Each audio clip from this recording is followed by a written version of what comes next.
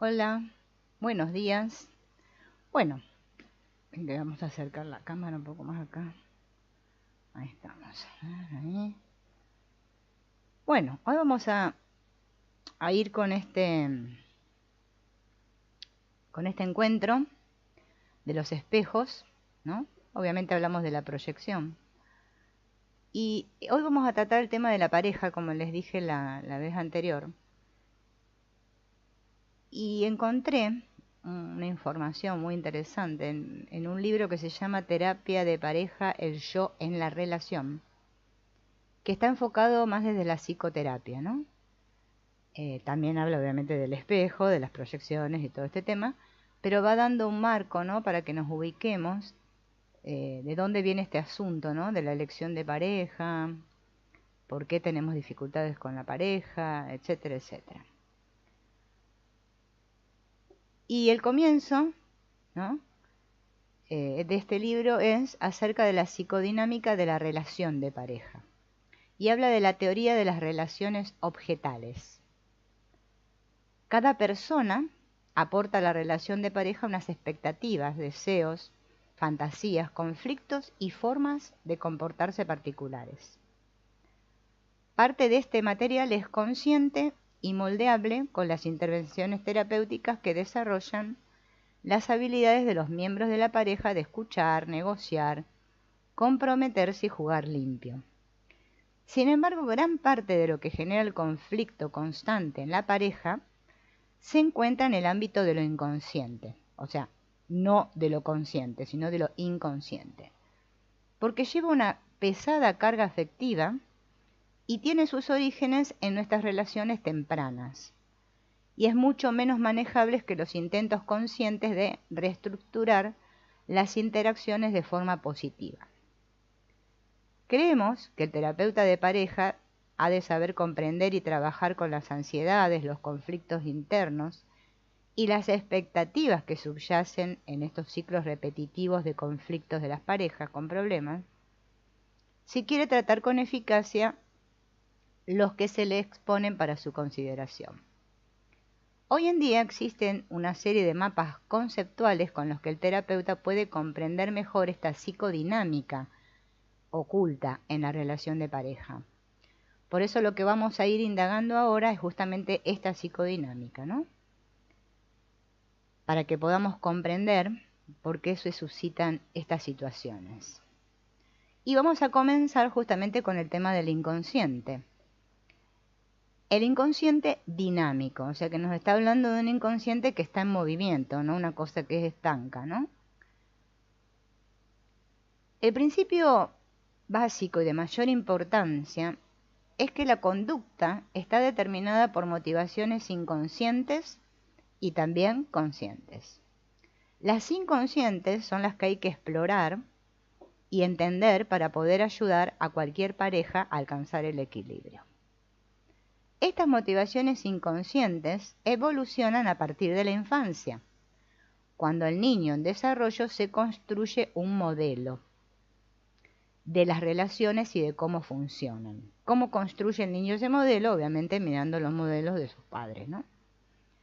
Este modelo del mundo interior del niño se corresponde con las primeras experiencias que éste tiene con los padres, con sus hermanos o con las personas que lo cuidan, y con la forma en que todos ellos hayan satisfecho o desatendido estas necesidades y deseos del niño.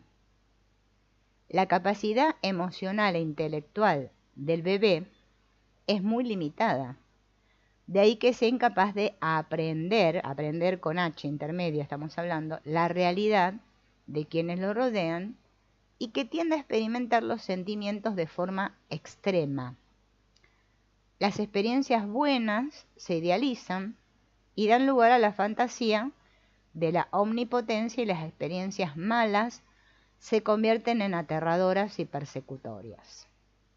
Este mundo interno del niño representa una realidad convincente según la que se interpretan las situaciones externas. Las formas en que el ser humano se relaciona con su entorno y con los otros se caracterizan justamente por estas primeras experiencias. Sin embargo, quedan residuos de las imágenes más primitivas que pueden reactivarse a partir de determinadas situaciones, relaciones o sucesos de la vida. Cada relación nueva que se da a lo largo de nuestra vida se experimenta con un telón de fondo de estas imágenes internas, justamente las más maduras y también las más primitivas. Las relaciones íntimas activan en todos nosotros estas primeras imágenes internas y experiencias. Cuando en un matrimonio se revive este material arcaico, sin que suponga excesiva amenaza al yo adulto sexual de cada persona, es posible que se traduzca en un crecimiento y avance. En estos matrimonios, cada uno de sus miembros piensa que el amor del otro lo sostiene con suficiente seguridad, pero cuando estas imágenes interiorizadas derivan de unas experiencias negativas de la infancia, por ejemplo, supongamos si en la infancia el niño fue maltratado o abandonado, es probable que en su pareja tenga mucha dificultad. Las relaciones de pareja abren la oportunidad de empezar a ocuparse de los conflictos no resueltos de estas experiencias tempranas. Por eso, en nuestras relaciones de pareja es justamente cuando nosotros comenzamos a poder sanar gracias al otro, todo esto que nos ha sucedido en la infancia. Inconscientemente tendemos a repetir la dinámica de las primeras relaciones, inconscientemente. Una realidad que se debe en parte a que en la actualidad podemos ponernos en contacto con la experiencia vivida y encontrar una mejor forma de abordarla. También puede haber una presión para que se repita la dinámica en un intento de convertir la relación de pareja en una relación ideal. Cuanto más dañada esté la primera experiencia relacional, más necesitará la relación de pareja albergar esperanzas y deseos cuyo mantenimiento será cada vez más difícil.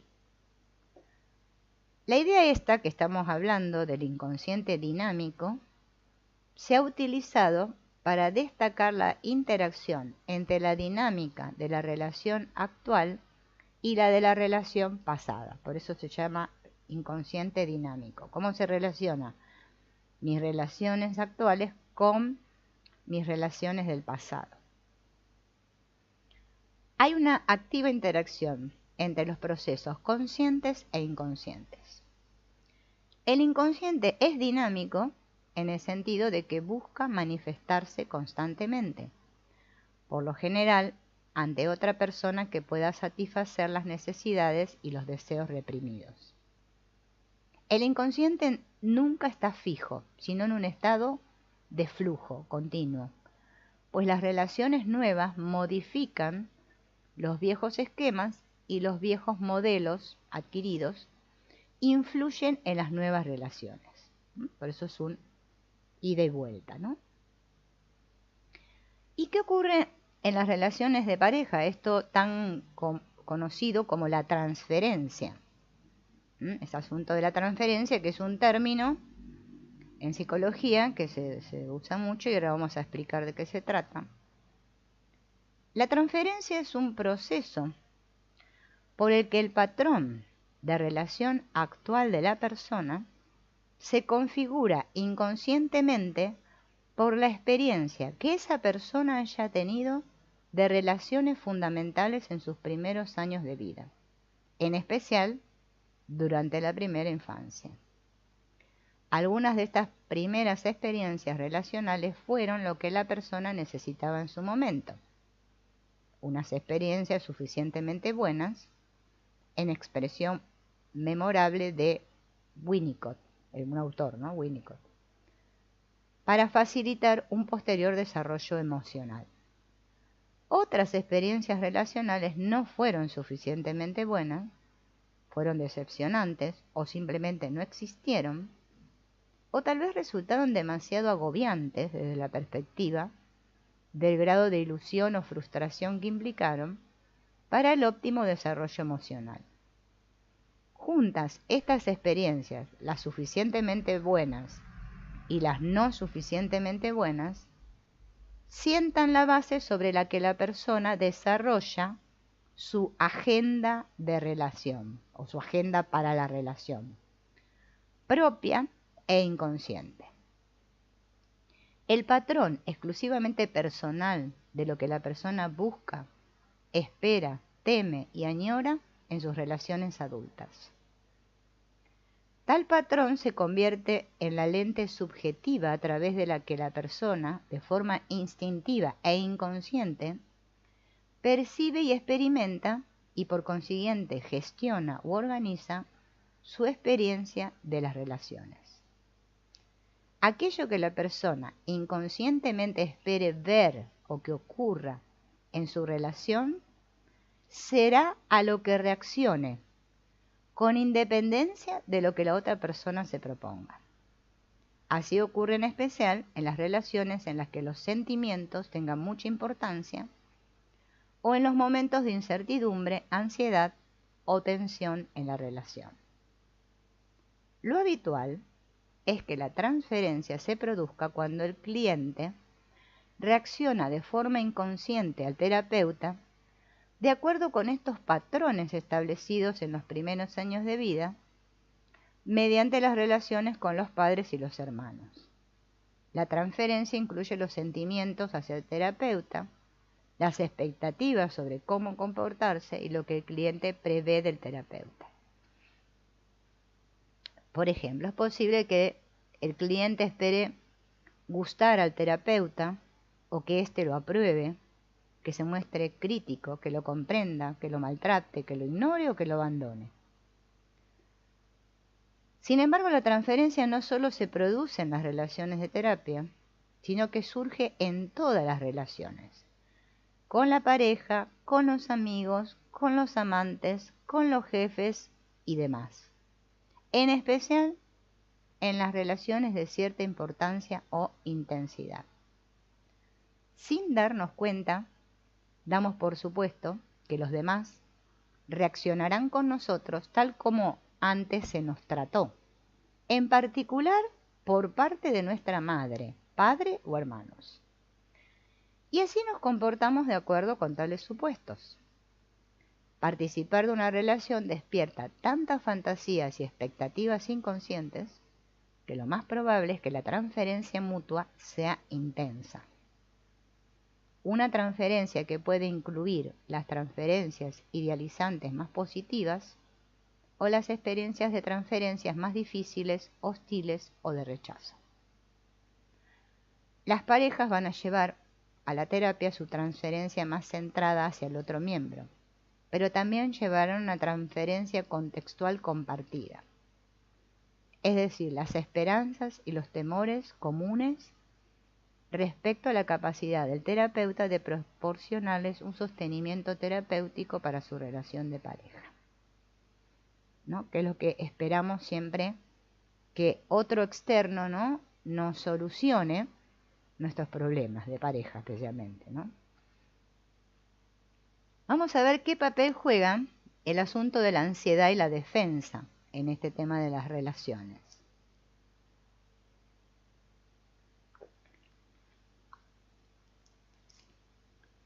El papel de la ansiedad y la defensa es esencial para comprender la dinámica evolutiva de la pareja. Todos experimentamos alguna que otra vez impulsos o sentimientos que nos provocan ansiedad. Esta ansiedad, a su vez, genera una defensa o mecanismo protector.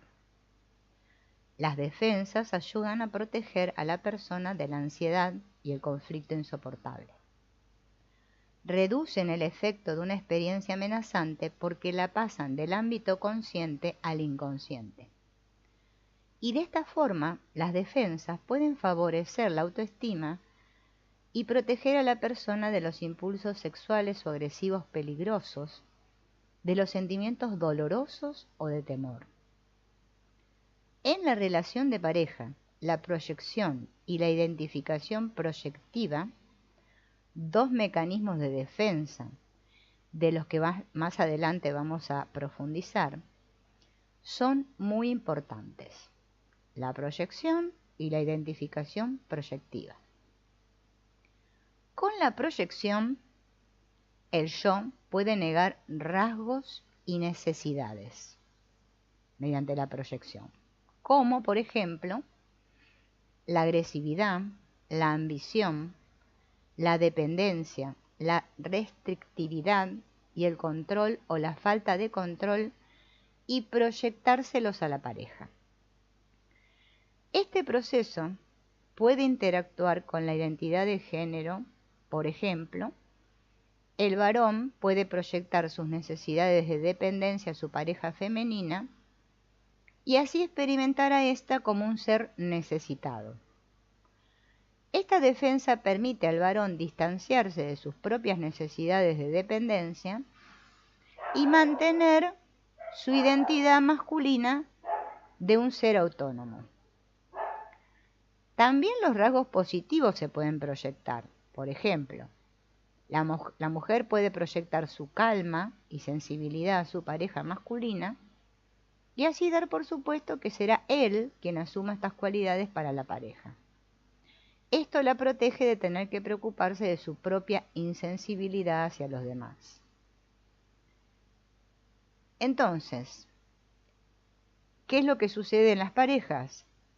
Este mecanismo tiene como propósito justamente ayudarse a eliminar estas mutuas proyecciones. A veces son muy intensas y están muy afianzadas, ¿no? Bien. Otra defensa habitual en las relaciones de pareja es utilizar la ira, el control, el alejamiento y el rechazo para defenderse de los sentimientos de tristeza y vulnerabilidad. Estos sentimientos despiertan la ansiedad, que se trata con el uso de las emociones secundarias, que son aquellas que cubren a las emociones primarias, que a menudo se reactivan desde la infancia debido a la intensidad de la relación de pareja. ¿Bien?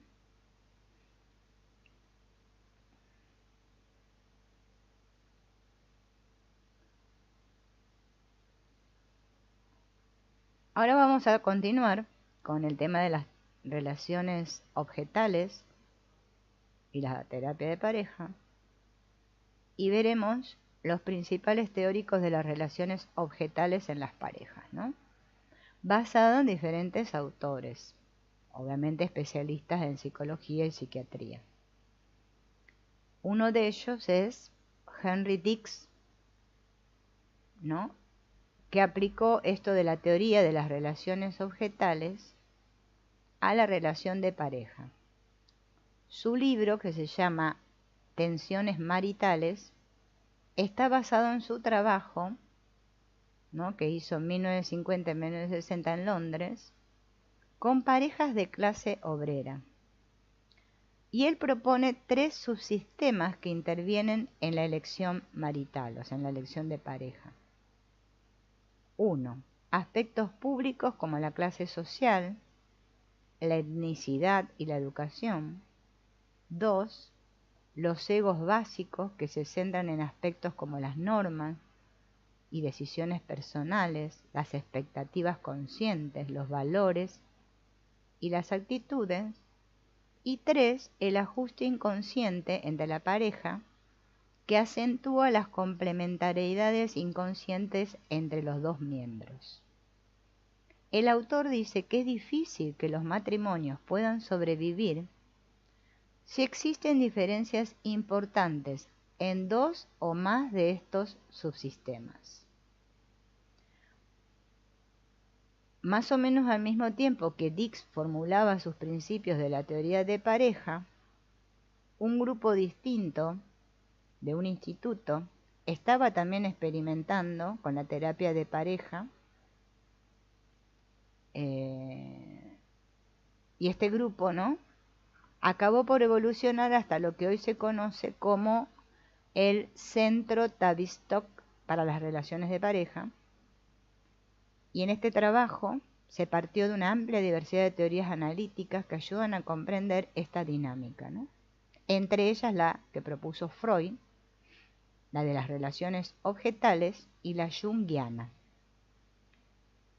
Este centro ha influido sobremanera en el desarrollo de la teoría y la práctica de la terapia psicodinámica de pareja. Otro autor, son dos autores, David y Jill Scharf, también trabajaron con esto, con la teoría de las relaciones objetales con las parejas. Ambos son psiquiatras. Y bueno, fueron, obviamente, como estos otros autores, trabajando con esta terapia, la teoría de las relaciones objetales de pareja. Todos estos teóricos destacan, de un modo u otro, diferentes aspectos de esta teoría psicodinámica. Lo que nos vamos a plantear hoy, ¿no?, es ver cómo esto de las relaciones objetales ayudan a reflexionar sobre esta dinámica que funciona en todas las parejas. Y vamos a comenzar por las relaciones objetales internas.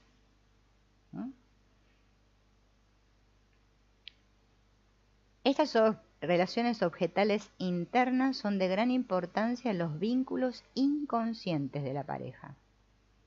Estas indican que todos tenemos expectativas sobre la forma de relacionarse con los demás basadas en nuestras experiencias pasadas. Las primeras relaciones con los padres, los hermanos, los abuelos, los profesores, dejan un sello en nosotros en forma de objetos internos, por eso se llaman relaciones objetales. ¿Qué son los objetos internos? Son representaciones mentales de los demás y de nosotros mismos. O sea, esto que yo imagino acerca de mí y acerca de los demás, ¿no? Hola Araceli, buen día. Por eso se llaman objetos internos, mis representaciones mentales de los demás y las mías propias. Este término objetal es un tanto desafortunado, pero quiere transmitir la idea de que la otra persona es receptora de las necesidades, los conflictos y los deseos inconscientes que se le dirigen. De esta forma, la idea de objeto deja claro que la experiencia de otro no es simplemente interpersonal, sino que también tiene una dimensión intrapsíquica. Estas imágenes que acabamos de nombrar recién, estas representaciones mentales, suelen ser no conscientes, o sea, inconscientes. Y aún así dirigen nuestras expectativas, reacciones y conductas hacia los demás, en particular a nuestras relaciones íntimas. Por ejemplo, si nuestros padres albergaron grandes expectativas en el campo académico y en el social y fueron personas muy severas, podemos esperar que nuestra pareja sea crítica ante actuaciones que no sean del todo perfectas y que pueda juzgar nuestros errores también con severidad. También cabe esperar que el amor solo sea posible si va acompañado de logros en el ámbito laboral o social. Es decir, nuestro objeto interno sería el de un progenitor severo y crítico y nos llevaría a desarrollar expectativas tanto sobre los demás como sobre nosotros mismos. Cuando existe excesiva ira, ansiedad o culpa, el niño reprime la relación objetal hacia el inconsciente y esta relación objetal incluye un afecto, un objeto, o sea, otra persona o parte de otra persona, y una autorrepresentación. El niño reprime las relaciones objetales libidinosas basadas en experiencias sexuales o amorosas frustrantes y las relaciones objetales antilibidinosas las basadas en experiencias peligrosas de rechazo y de abandono, con objetos importantes. Los autores se refieren a ellas como las partes libidinales y antidibidinales del yo y de los objetos. Los niños reprimen estas relaciones de objeto porque son demasiado agobiantes para poder integrarlas en el yo consciente. Y acá da un ejemplo. Por ejemplo, un niño llamado Don siente cólera. Este sería el afecto, ¿no? Ante el rechazo y la actitud crítica de su padre. Este sería el objeto, el padre. Y porque se le obliga a sentirse como una persona débil y que no se hace querer. Esa es su autorrepresentación, o sea, su imagen mental. O sea, su objeto interno. Pero esta experiencia de rechazo es demasiado difícil de resistir, por lo tanto, el niño, Don, la reprime y piensa en sus padres como unos padres normales que hicieron cuanto pudieron. Los objetos reprimidos o las experiencias de relación objetal emergen de nuevo en la relación de pareja. O sea, cuando formamos una pareja, vuelven a surgir todo esto que está reprimido. En el momento en que cada uno de los miembros intenta conseguir que el otro satisfaga las necesidades reprimidas debido a sus experiencias de la infancia. Entonces, cuando este niño Don, que estamos dando el ejemplo, experimenta el malestar de Mary, que es su pareja, por su continua impuntualidad, vuelve a verse como alguien débil e indigno de ser querido, y sus reacciones consisten en arremeter contra ella o retraerse. Es como si Mary se convirtiera en su despectivo padre que la abandona. Esta relación de objeto roto sigue cargada de energía psíquica, porque nunca se ha analizado lo suficiente para que forme parte del yo consciente. Entonces, como ocurre con la mayoría de las experiencias de relación objetal reprimida, trata de abrirse paso para expresar la furia que implica. Y una vez que arranca este proceso, Don se siente incapaz hasta de disculparse por llegar tarde o de atender a las angustiadas razones de Mary en ese momento. Ella representa, es el padre despectivo que lo hace sentir débil e indigno de ser querido. Una de las razones de la utilidad de este marco teórico es que empieza por explicar parte de la gran intensidad del conflicto grave de pareja.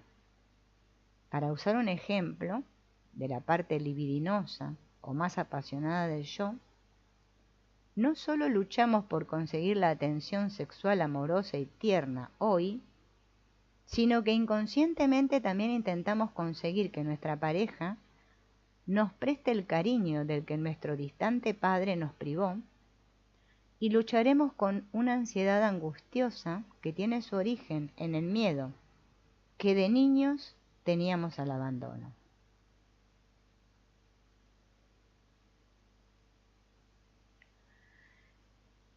Bien, no es que todo esté en el pasado, también hay realidades en la relación actual, pero la intensidad de los sentimientos será muy superior si el pasado es el que alimenta la experiencia actual de la relación.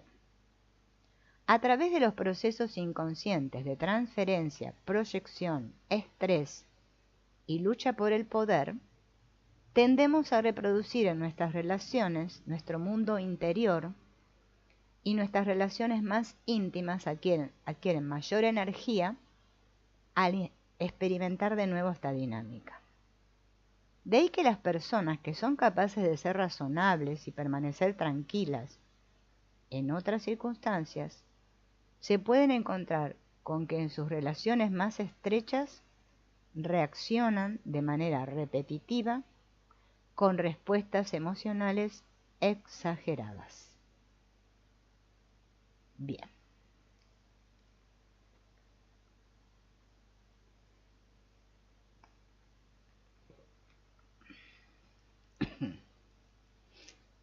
Y ahora vamos a ver cómo es el asunto este de por qué elegimos las parejas que elegimos, ¿no? Que es muy interesante. Este autor que nombré hace un rato, que se llama Dix, ¿no? Que habla de estos subsistemas, dice que estos subsistemas tienen que ver con las complementariedades inconscientes de ambos miembros de la pareja. A partir de la idea de relaciones objetales interiores, él formula 3 hipótesis sobre cuándo es más probable que se produzca el conflicto de pareja. Y ahora voy a leerlas una por una, ¿no? 1. Primera. Cuando se elige a la pareja porque es como un progenitor cariñoso, pero luego no se corresponde con el idealizado rol parental por el que se la seleccionó y provoca comparaciones injustas. O sea, cuando elegimos, si una mujer elige a un hombre que sea como su padre, ¿no? Por ejemplo. Bien. 2. Cuando una persona se casa con otra porque parece que es todo lo contrario de ese progenitor decepcionante, para luego descubrir que se rige por una dinámica similar. Resulta que descubrimos que la pareja es igual que nuestro progenitor, ese que rechazamos. 3. Cuando la persona ve en su pareja la parte reprimida o repudiada de sí misma, aunque pueda haberla elegido para que complemente su personalidad, las cualidades de su pareja que la atrajeron son las que en el yo no están reconocidas, por lo que solo puede ocurrir que también se desacrediten en la otra persona, ¿no? O sea, cuando proyecto, o sea, veo en el otro todo eso que tengo reprimido en mí. Bien, a partir de estas hipótesis, este autor, Dix, estudia estas relaciones que provocan conflictos en las parejas y usa el término ajuste marital inconsciente, ¿no? Cada miembro de la pareja elige al otro para que se ajuste a su mundo interior inconsciente. Eso significa ajuste marital inconsciente. Cada uno de los miembros de la pareja elige al otro para que se ajuste a su mundo interior inconsciente. Bien. Parte de este ajuste tiene que ver con la pareja parental interiorizada, o sea, la pareja de padres que he interiorizado. La imagen interiorizada de la relación de mis propios padres. Tanto si se busca emular esa relación como si se pretende evitar recrearla, la pareja parental interiorizada forma la base de decididas expectativas sobre cómo deben acoplarse mutuamente los miembros de la pareja. Bueno, disculpen, pero los perros no se ladran porque acá debe haber alguien. Están golpeando la puerta. Bueno. Bien. Entonces, la elección de las parejas es tanto consciente como inconsciente. O sea, parece que nosotros elegimos a una pareja a nivel consciente, pero no. Es de las dos maneras, consciente e inconsciente. Las previsiones conscientes sobre la relación a veces tienen que ver con nuestra necesidad inconsciente de una segunda oportunidad para resolver dificultades que antes no pudimos solucionar. Bien, o sea, las conscientes tienen que ver con esta necesidad inconsciente de darnos una segunda oportunidad para resolver justamente todo esto que no pudimos solucionar. Otras veces parece que tenga más que ver con encontrar a alguien en quien podamos proyectar y luego en quien podamos identificar los aspectos rechazados de nosotros mismos. Bien, ¿qué sucede en el tema este de la intimidad? Porque todas las parejas tienen intimidad. La intimidad implica dotar a la otra persona de un mundo representacional idealizado, pero al mismo tiempo se le adjudican las partes negativas del mundo representacional interior, dado que los primeros objetos se tuvieron por mágicos y poderosos, nuestros padres, ¿no? Este poder se transfiere al nuevo objeto. De este modo, se le concede al compañero el poder de regular la seguridad, la autoestima y otras funciones interiores, además del poder de rechazar y abandonar. La inmersión psíquica en el otro ayuda a explicar la dependencia y la regresión que nacen de la intimidad. La experiencia de dependencia en una relación de pareja a menudo activa fuertes reacciones relacionadas con experiencias de dependencias anteriores. El miedo a quedar aislado, abandonado o permanentemente controlado puede generar unos ataques autoprotectores en la relación. Se esperará del compañero que aporte recursos cariñosos que tal vez en el pasado no se le proporcionaron. La capacidad de alcanzar una auténtica intimidad se consigue cuando en las anteriores experiencias interiorizadas hubo la suficiente receptividad y comprensión para que se dieran la confianza y la intimidad. La intimidad en la pareja requiere que uno sea capaz de depender del otro y de que éste dependa de uno. La incapacidad de depender crea tantos problemas como la dependencia excesiva. La intimidad exige una individuación relacional, que es la capacidad de estar lo suficientemente unido a los demás para asignarles importantes funciones psicológicas, pero sin dejar de ser un individuo que sabe fijarse unas metas y asumir responsabilidades por sí mismo. En cualquier relación de pareja, siempre hay una tensión entre la independencia y la dependencia. Mantener una estrecha unión sin dejar de seguir los propios planes de evolución personal es un equilibrio al que hay que atender de forma recurrente a lo largo de una relación. Al igual que la dependencia, la intimidad plantea cuestiones de autoestima, confianza, responsabilidad, control, autonomía y autoafirmación. Esto es todo lo que tiene que ver con el tema de la intimidad. Ahora vamos a pasar al tema de la identificación proyectiva, que si se acuerdan lo dije antes, ¿no? Hablamos de la proyección y de la identificación proyectiva, ¿no? Esta identificación proyectiva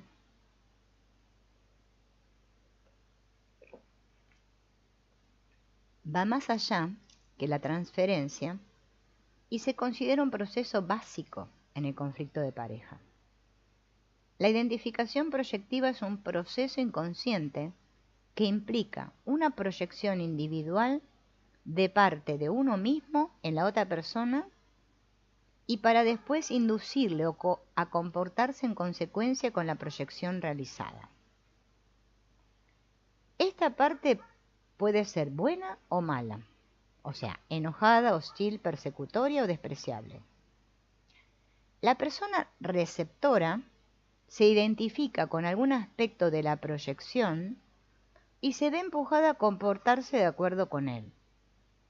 Pero la persona que proyecta también puede empezar a identificarse con lo que ha proyectado, que puede ser una parte de sí misma o un aspecto de un objeto. Por ejemplo, la proyección puede ser una autorrepresentación, como la de un niño necesitado y débil, o una parte de un objeto parental, como una madre arisca y dominante. En estos procesos, los miembros de la pareja se cambian mutuamente. Y más aún, las parejas normalmente participan de identificaciones proyectivas mutuas, de modo que éstas van en ambos sentidos. Para esclarecer este mecanismo, que es un tanto complicado, vamos a ver un ejemplo. Es el caso de Amanda, que es una persona de 40 años, es insegura y tiene la autoestima baja.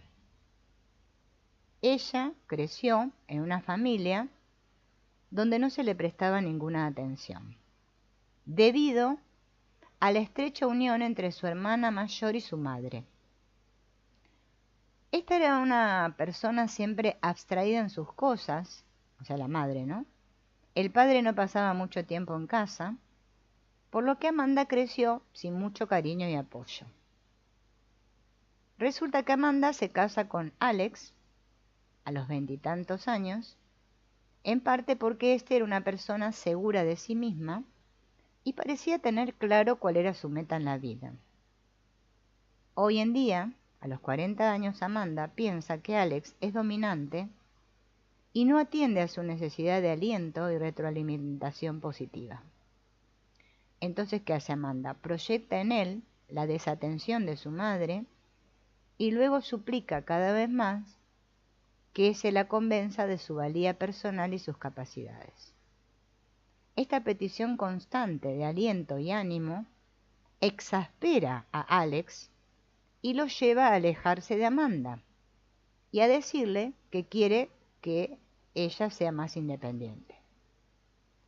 Alex, atareado en labrarse una carrera profesional, en parte se identifica con la madre, que quería que su hija fuera independiente para ella poder seguir con su vida, y acusa a Amanda de ser una persona necesitada.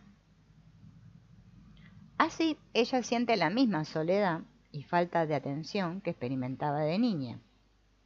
En un intento desesperado por comprometer a Alex, se enfada y lo acusa de ser egoísta y distante y de que no la quiere. Bueno, se empiezan a discutir, ¿no? Y entonces se preguntan a sí mismos si no sería mejor que separarse, ¿no?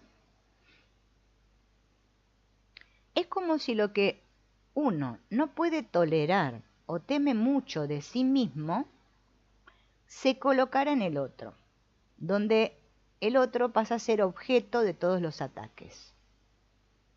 Estos procesos ayudan a explicar la reactividad emocional tan frecuente en las parejas con problemas. Y hay dos tipos de proyecciones que son las siguientes.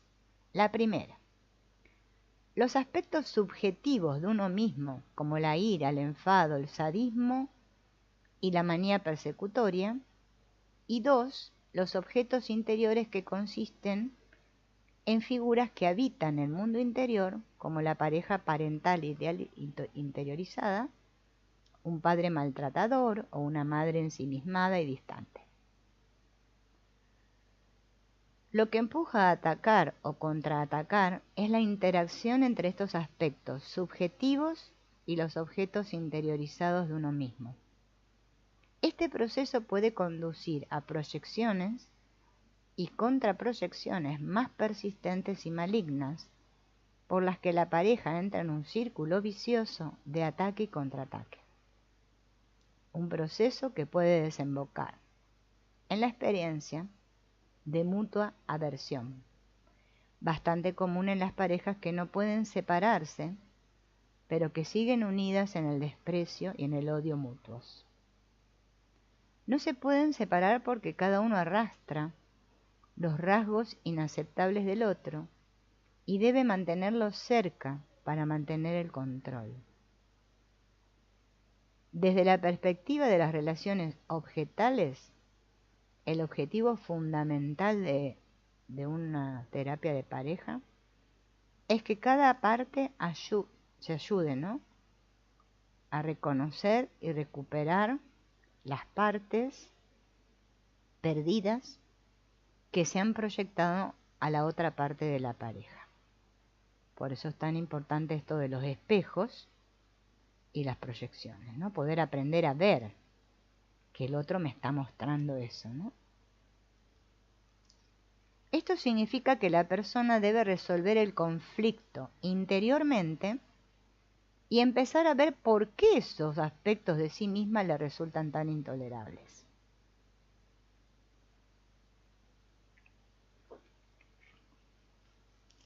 Cuando esto se produce y las proyecciones se reintegran, hay mayor probabilidad de que la pareja pueda volver al equilibrio. En este sentido, el objetivo no es resolver el conflicto exterior, sino afrontar el conflicto exterior integrando sus proyecciones.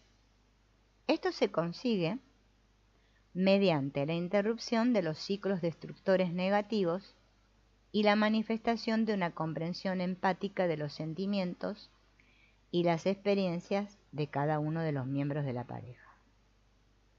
Los conflictos seguirán como ocurre en todas las parejas, pero lo que cambia es la capacidad de abordarlos, entenderlos y resolverlos.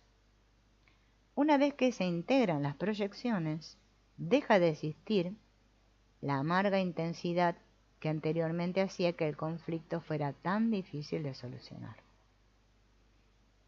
Lo ideal es que cuando la pareja es capaz de reflexionar conjuntamente sobre su experiencia emocional, en lugar de seguir queriendo controlarse mediante esto de las proyecciones, podamos pensar que también está preparada para dejar de hacer terapia. Bien. Ahora vamos a pasar al tema de la contención y el sostenimiento. La contención es un concepto tomado de un autor llamado Bion, que lo define como la capacidad de la madre de asumir la experiencia incontenible que el bebé proyecta sobre ella, pensar sobre esta y devolvérsela de forma menos perniciosa. Bion piensa que esto es también lo que el analista hace por su paciente. Es similar a la idea de sostenimiento o de ambiente sostenedor. Sin embargo, el ambiente sostenedor se refiere más a la consistencia, la fiabilidad, la capacidad de respuestas a las necesidades de la actividad parental. Pero tanto este concepto de ambiente sostenedor como el de sostenimiento son importantes en este trabajo de la pareja, ¿no? Porque la pareja necesita tanto el sostenimiento como la contención. Bien.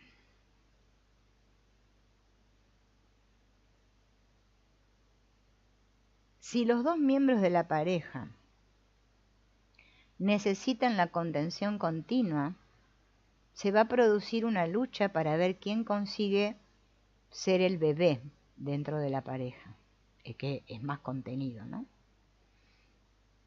Bien. Vamos a hablar ahora de la contratransferencia. Hablamos de la transferencia y ahora hablamos de la contratransferencia.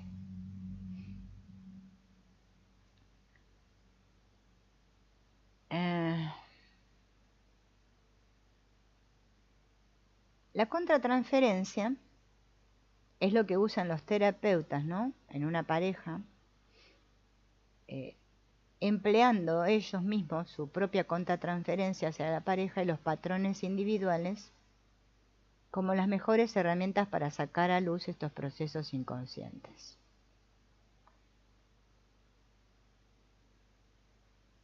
Estos autores que nombré, Scharf, explican cómo observan e interpretan sus propias reacciones, imágenes y fantasías emocionales ante la pareja como tal y de sus componentes para comprender perfectamente la dinámica de la pareja. Prestan atención a cómo ésta trata al terapeuta, al impacto que en él produce la interacción de la pareja, y a partir de su propia experiencia personal y profesional, procuran comprender los patrones de esa pareja en particular. O sea, se familiarizan con los aspectos, ¿sí?, de esta dinámica de la pareja, para ver cómo ellos pueden ayudar a la pareja. Bien.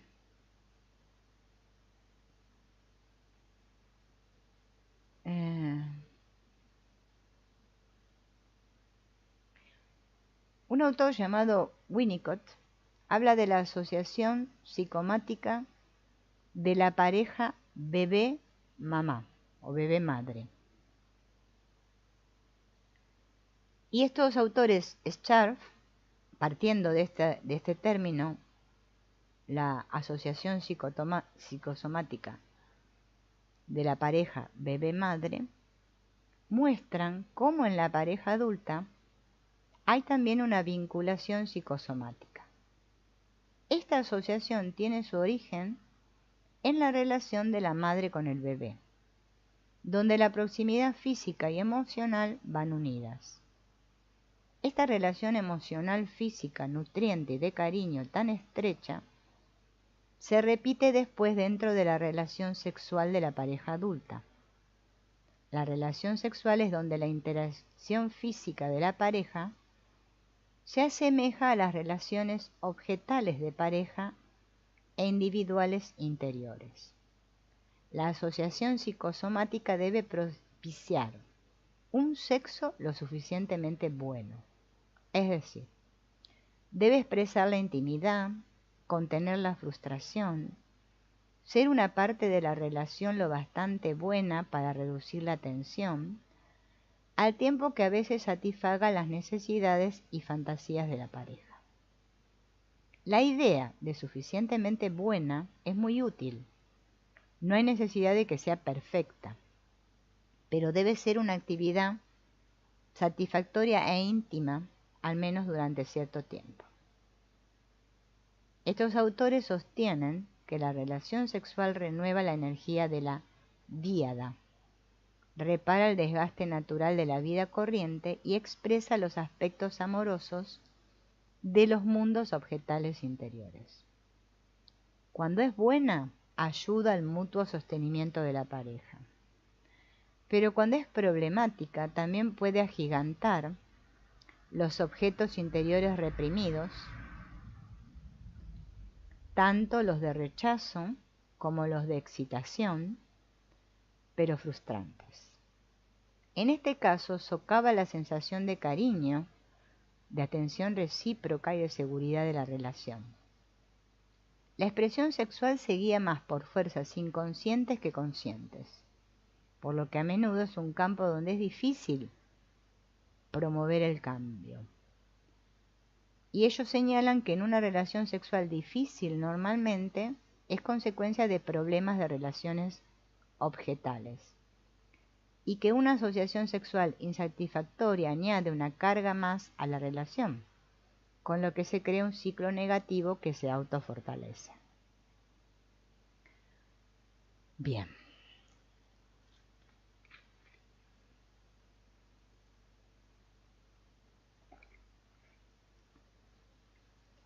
Ahora vamos a pasar al drama edípico, del famoso complejo de Edipo en la pareja.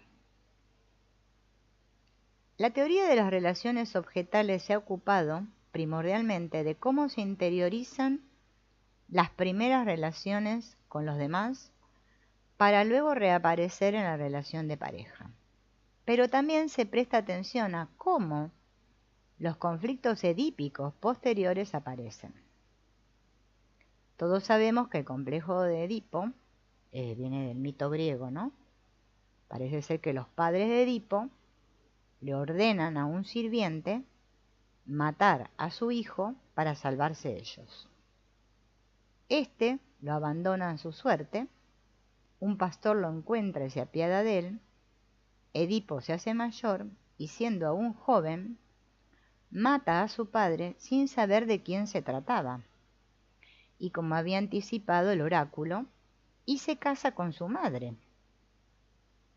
Freud utiliza este mito como imagen para comprender la pasión que el joven siente por su progenitor del otro sexo y la envidia que el otro progenitor despierta en él por gozar de una relación sexual exclusiva con el progenitor adorado.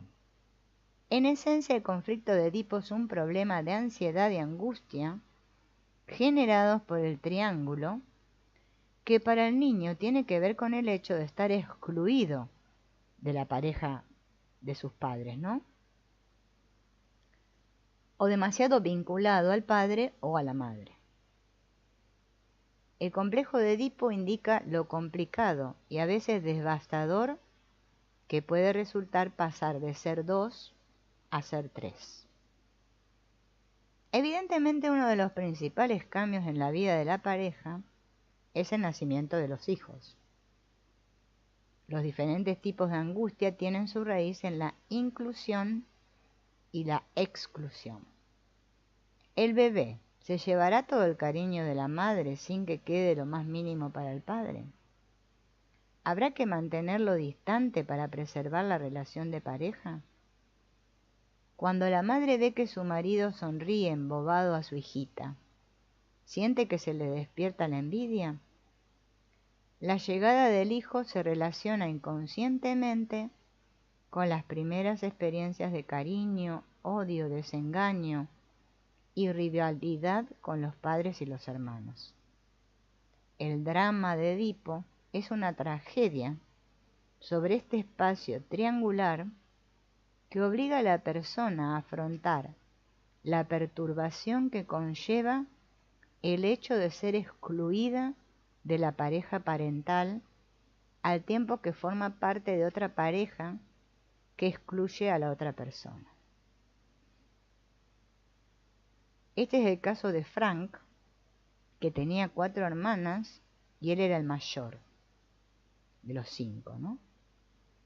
Siempre tuvo la sensación de estar excluido y de pequeño le fue difícil hacer valer sus intereses. Su padre lo maltrataba físicamente y solo pensaba en que despuntara en los deportes. Frank se enamora de Doris, una chica cariñosa y atenta a la necesidad que Frank tenía de una relación estrecha, en la que él se sentía ser parte de algo, y la relación fue sólida hasta la llegada del primer bebé, que era una niña, Jessica. A Doris le encantaba ser madre y dedicaba gran parte de su energía a ejercer esta función, pero Frank se sentía abatido y marginado. No sabía cómo unirse a esta díada madre-hija y no dejaba de sentirse excluido. Tan devastador era ese sentimiento que hasta llegó a pensar en dejar el matrimonio. Pero, en lugar de un hijo, la tercera parte puede ser también una amistad.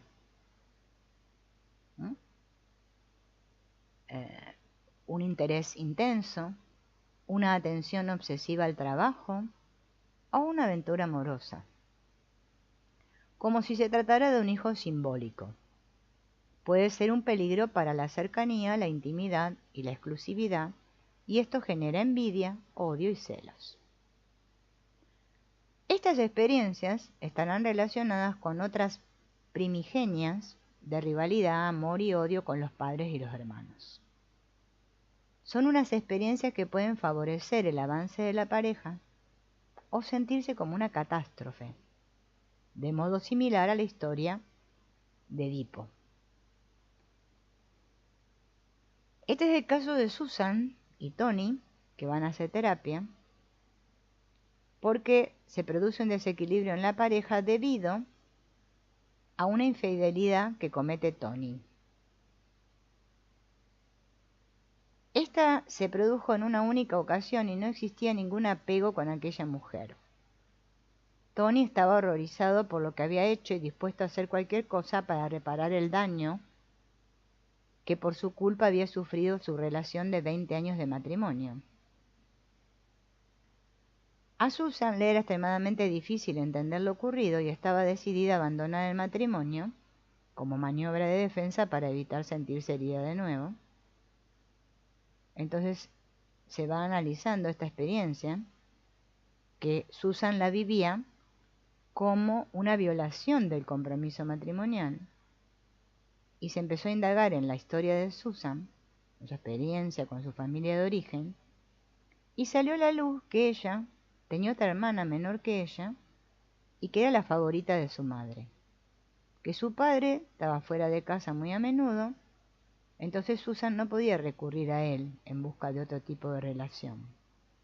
De pequeña se sentía sola porque pensaba que no sabía hacerse querer y que nadie reparaba en ella. Estas experiencias ayudaron a Susan a comprender lo devastador que había sido para ella el engaño de su marido, porque había proyectado en su relación de pareja un vínculo amoroso idealizado, una relación en la que ella era encantadora, querida, era el objeto de atención y la única. Entonces, claro, al sufrir esta infidelidad, esto quebró esta imagen y le despertó estos sentimientos viejos de desesperación, odio y envidia. Bien. Está bueno leer los ejemplos porque así uno más o menos puede comprender más a fondo, ¿no?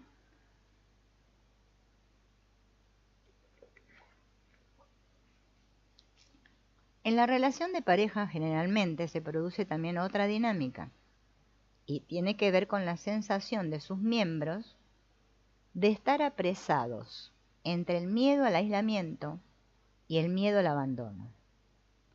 Es una dinámica cuyo origen está en el proceso de resolución de la situación edípica. ¿En qué medida es segura la cercanía con el padre o la madre? Y si una proximidad excesiva puede hacer que estos le controlen a uno, aislándose o absorbiéndole, si la relación es muy cercana. ¿Puede un progenitor acostumbrarse a moderar la relación amorosa con el otro? Estas amenazas, cuando están sin resolver, se repetirán después en la relación de pareja. ¿Ya?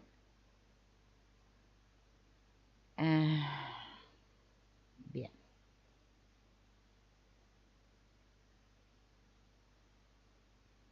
Entonces, la principal finalidad de un enfoque de relaciones objetales en la pareja es ayudar a la pareja a que se haga consciente de sus propias imágenes en conflicto, disminuyendo así la proyección de estas en el otro. Un supuesto subyacente en este planteamiento es que la relación de pareja crea las condiciones para un intenso apego que activa algunas de las buenas y malas experiencias de la primera infancia. Bien. Esto es todo lo que plantean en cuanto a esta dinámica del inconsciente, ¿no? Que acabamos de ver. Cómo actúa esta dinámica inconsciente en todas las relaciones de pareja. Ahora nos vamos a introducir en la psicología del self, la intersubjetividad y la teoría del apego. Si en las relaciones objetales se destacan las proyecciones y las identificaciones proyectivas de los miembros de la pareja, los planteamientos intersubjetivos o interaccionales y de la psicología del self se centran sobre todo en la comprensión empática de lo que ocurre cuando se expresan las necesidades actuales o que surgieron en edades tempranas y la pareja no reacciona como uno desea. Uno de los elementos que distinguen la psicología del self de otros enfoques analíticos es el grado de énfasis en la inmersión empática durante la actividad de análisis pormenorizado de la experiencia subjetiva de cada uno de los miembros de la pareja. ¿Qué es esto de la inmersión empática? Es la capacidad de pensar y sentirse en la vida interior de otra persona. En este planteamiento, la primera tarea consiste en explorar empáticamente la experiencia que cada uno de los miembros de la pareja tiene de la relación. Este es un trabajo que constituye a la vez una herramienta de evaluación y una potente intervención. En él la pareja observa que la experiencia de cada uno es importante y que puede haber espacio para las distintas realidades subjetivas. La exploración detenida de la experiencia de cada persona, sin enjuiciarla, propicia una distensión de las defensas. A medida que los miembros de la pareja perciben que se los escucha, se los comprende, poco a poco empiezan a sentirse más seguros para dejar que emerjan todos estos miedos que no han sido reconocidos. Bien. La inmersión empática no implica aprobar la conducta, ¿no?, del otro. Es más tendiente a comprender la conducta del otro, no a aprobarla.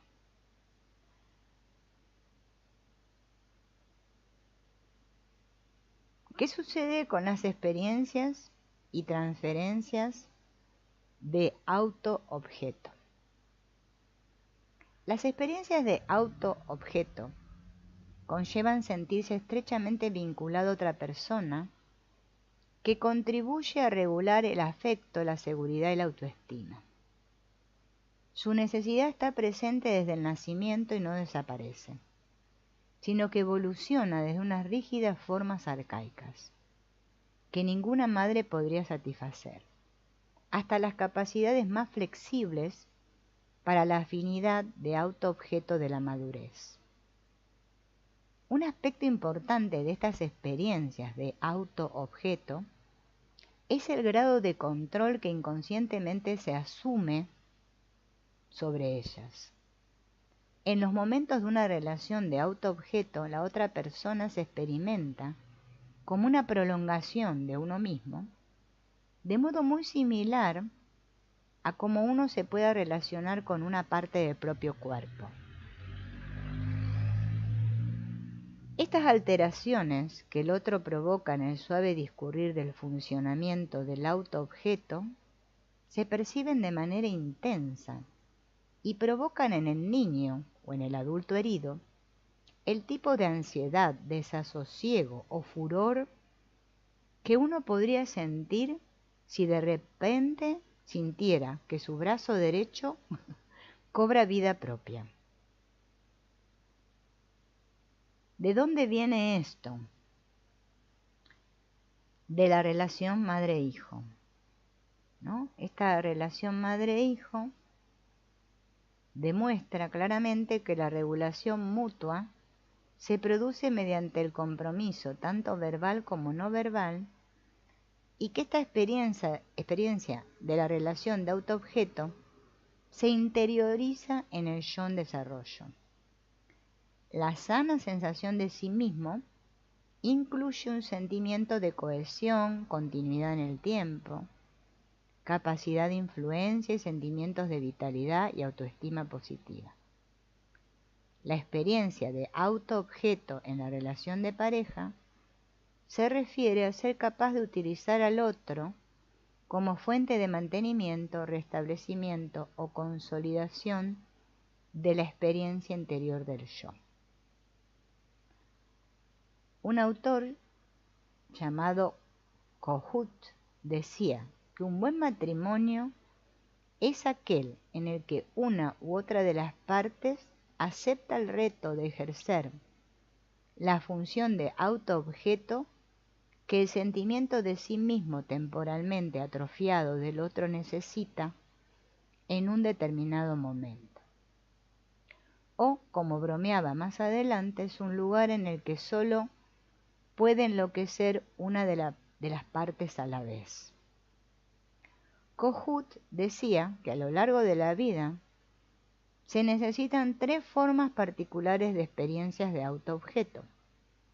La primera es la de reflejar en espejo. Tal necesidad supone ser receptivo a los estados de orgullo, efusividad, entusiasmo y dominio del yo.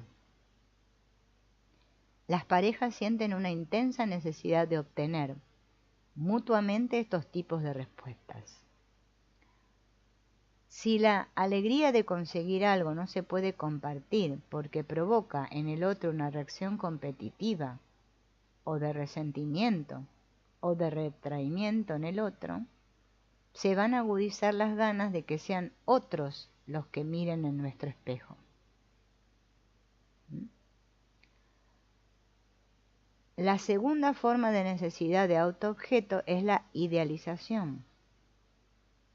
Para los niños es una experiencia de suma importancia la de ser capaces de vincularse con alguien de más conocimiento y fuerza que uno mismo, y que con su actividad tranquilizadora puede ayudar a regular el miedo y el dolor.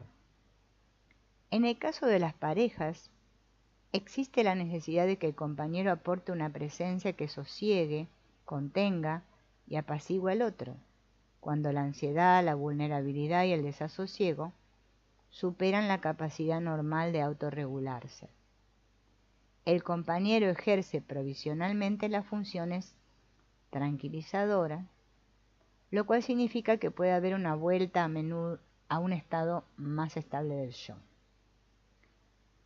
Aunque estas necesidades de estabilidad y seguridad son esenciales para una relación de pareja que funcione bien, deben guardar equilibrio con la función de espejo que favorece mejor el desarrollo y crecimientos personales. La tercera forma de necesidad de autoobjeto es la de la escena interna de pareja. Esta produce una sensación de pertenencia. En la relación de pareja, la pertenencia depende de una similitud en los valores, los gustos, las costumbres. Para muchas parejas, encontrar actividades con las que ambos disfruten es toda una batalla. Hay que negociar todo lo que se refiere al tipo de cine, literatura, vacaciones, restaurantes, comida. Si existen unas diferencias excesivamente grandes, puede surgir un sentimiento de aislamiento y distanciamiento que puede perturbar la unión de la pareja. Las relaciones de pareja reactivan los recuerdos conscientes e inconscientes de antiguas experiencias de autoobjeto, además de la esperanza de que se aporte lo que en las relaciones parentales faltaba o se adolecía de escasez. En momentos de estrés, por ejemplo, las necesidades de autoobjeto, de idealización, son de primordial importancia. En unas relaciones de parejas sanas, se viven experiencias de sentirse escuchado, comprendido o protegido. Asimismo, los sentimientos efusivos y apasionados a menudo se reflejan en el espejo de la relación sexual. Estas funciones posibilitan que las parejas superen grandes adversidades como la enfermedad, la pérdida de un hijo, las dificultades económicas. Si la relación se puede experimentar como un refugio en un mundo escabroso, normalmente la satisfacción marital es elevada. La pregunta fundamental es si la persona se siente reconocida y comprendida o abandonada por las reacciones de su pareja, y si la experiencia del fracaso de autoobjeto tiene un componente temprano. Una relación de pareja íntima permite que emerjan la regresión y las transferencias de auto-objeto. Ocurre con frecuencia que las respuestas por las que se suspira se originan en los aspectos más diminutos y dependientes del yo. Mensajes de tipo, quiéreme como soy, comprende lo que necesito, haz un sitio para mis sentimientos, en especial para aquellos que no puedo aceptar en mí mismo, son la súplica callada que se oculta en muchos conflictos de pareja. Muchas veces, cuando las parejas acuden a terapia, es porque no han sido capaces de aportar mutuamente las funciones de auto-objeto. Un autor llamado Killian dice, con cierto tono jocoso, gran parte del conflicto de pareja tiene que ver con quién consigue ser el yo y quién el objeto del yo, o sea, el auto-objeto. Bueno, ya acá me parece que pasamos a otro tema, creo yo. Bien, vamos a dejarlo aquí y en la próxima vamos a continuar con este tema porque es muy interesante. Vamos a hablar de la vulnerabilidad narcisista, el agravio y la cólera. Este lo dejamos para el próximo encuentro. Bueno, le voy a dar las gracias a Araceli. Hola Isabel, que te veo recién ahora.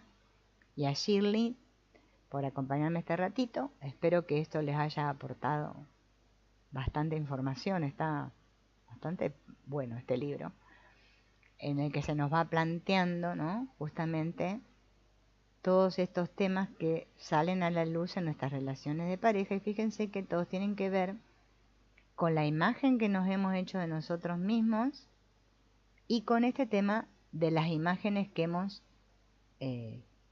adquirido o las representaciones mentales de nuestros padres. Así que está medio relacionado con lo que después vamos a trabajar del niño interior, porque bueno, obviamente que todo tiene que ver con todo.